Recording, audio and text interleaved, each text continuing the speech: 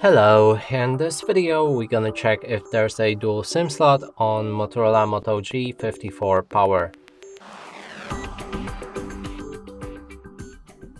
And to do this, first we'll need to open a SIM slot which is located on the left side of our device, and we're gonna use this SIM ejection tool.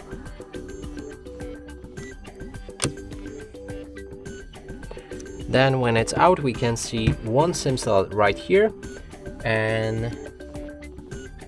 that is actually it. You can't fit a dual SIM slot on this device.